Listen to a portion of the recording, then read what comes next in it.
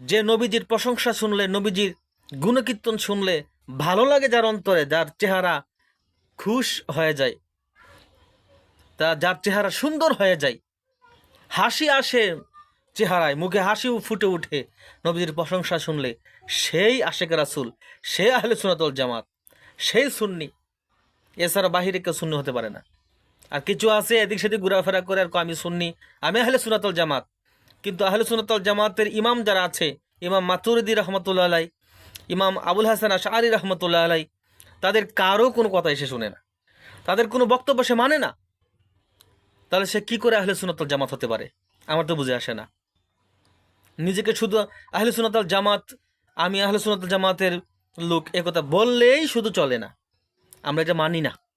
আমরা যারা আহলে সুন্নাত ওয়াল জামাতের কর্মী আছে, এটা আমরা মানি না।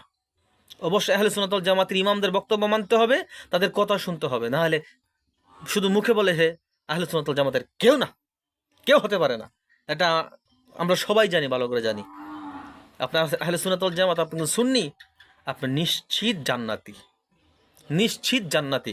কারণ আহলে সুন্নাত ওয়াল জামাতের আকীদার বিশ্বাসী ছাড়া কেউ জান্নাতে যেতে পারবে না, কেউ জান্নাতে যেতে পারবে না। এজন্য সুন্নি হতে গেলে, আহলে সুন্নাত ওয়াল জামাতের আকীদার হতে গেলে কপাল লাগে, কপাল, খুশ নসিব লাগে। এছাড়া কেউ হতে পারবে না, কেউ না।